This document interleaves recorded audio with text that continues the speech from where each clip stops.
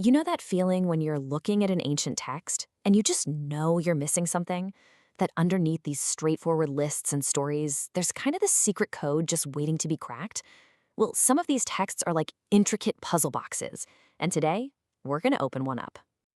We're going to be looking at a genealogy. Yeah, one of those parts of the Bible that, let's be honest, a lot of us might just skip over. But what if I told you that this simple list of names actually contains a wild story of tragedy, protest, and even a really shocking family secret? So, here it is. This is our puzzle. The verse seems to have a typo. It calls Aholibamah the daughter of Anna, who is the daughter of Zibeon. But hang on, other verses tell us Anna was Zibeon's son. So is it just a mistake, or is it a clue left there on purpose for us to find? To solve it, we're going to need a master detective of the text, the medieval sage Rashi. Now, before we solve the puzzle of Esau's family, we actually need to understand the intense drama that was going on in his brother Jacob's life. Because in these ancient stories, nothing happens in a vacuum. You'll see, it all connects. The story kicks off at a moment of just profound tragedy. Jacob's beloved wife Rachel is dying in childbirth. And in her final, agonizing moments, she names her newborn son Benoni. But Jacob, right then and there, steps in and renames the boy Benjamin. Now, why would he do that?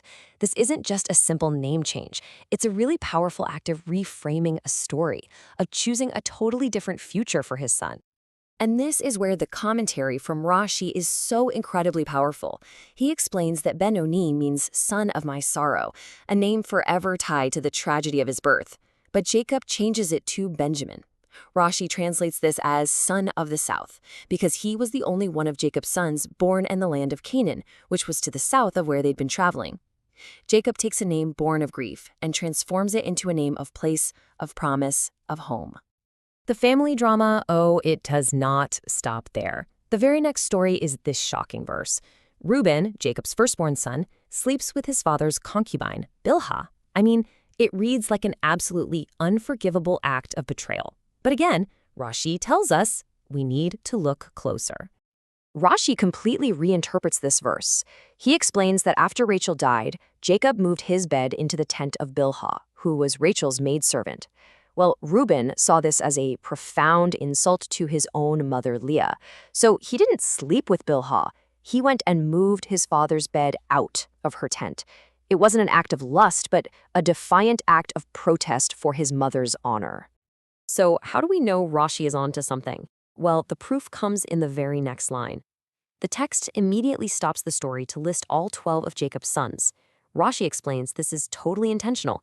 It's the Torah's way of telling us that, despite his rash action, Reuben was still considered righteous, and all 12 sons were united and worthy.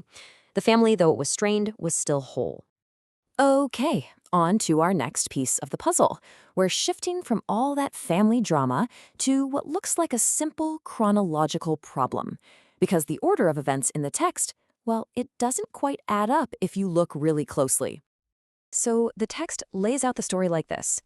Jacob comes home, he sees his father Isaac, and then we're told Isaac dies at the ripe old age of 180. Seems to flow perfectly, right? One event right after the other. But is it really that simple? Here is Rashi's master key for unlocking so many of the Torah's puzzles. He teaches that the text is not always written in chronological order. Sometimes events are placed next to each other for thematic reasons, not because they happened one right after the other on a calendar. So, if the timeline isn't what it seems, what's the real story? Well, Rashi actually does the math, calculating the ages of Jacob, Joseph, and Isaac across different stories, and he discovers that the death of Isaac is reported 12 years before it actually happened in the timeline of the story. And here's the corrected timeline. The story of Joseph being sold by his brothers happens a full 12 years before their grandfather Isaac passes away. So why does the Torah mention Isaac's death earlier? Rashi suggests it's to group all the stories about Jacob's immediate family together before moving on to his brother Esau's line. It's all organized by theme, not by calendar. Which brings us right back to our original puzzle, that seemingly boring genealogy of Esau. Now that we know the text can hide secrets in names and isn't always chronological, we're ready to see this family tree for what it really is, a document packed with intrigue.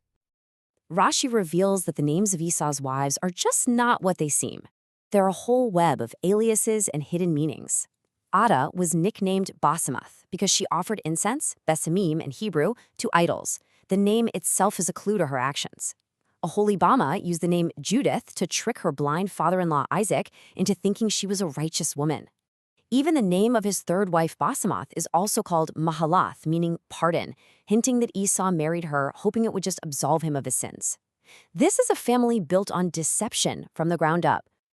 So now let's look at our original clue again. We know Aholibama was deceptive, and we know Anna was the son of Zibeon, not the daughter. With Rashi's guidance, we're finally ready to uncover the scandal. Rashi's solution is both brilliant and, frankly, shocking. He says the text isn't a typo, it's a coded message. By calling her daughter of Anah and daughter of Zibeon, the Torah is telling us that Zibeon slept with his daughter-in-law, his own son's wife. Oholibamah was the child of this forbidden union. The puzzle in the genealogy reveals a deep, dark family secret of illegitimacy. So why does all this matter? I mean, why would the Torah bury these details about family dysfunction and scandal in what looks like a simple list of names? Well, it's all about comparing the paths of two brothers, Jacob and Esau. This brings us to the final, really stark contrast. When the Torah lists Jacob's family, it's a simple, clean list of 12 sons who Rashi tells us are all fundamentally righteous, despite all their conflicts. But Esau's family is presented as this tangled web of lies, idolatry, and incest. The boring genealogies are actually these profound character studies, revealing the essence and the destiny of each brother's legacy. It really makes you wonder, doesn't it? If we look closely enough at the simple lists and the stories that make up our own lives, our own families, what hidden dramas, what deeper meanings, and what secret commentaries might we find just waiting there, right beneath the surface?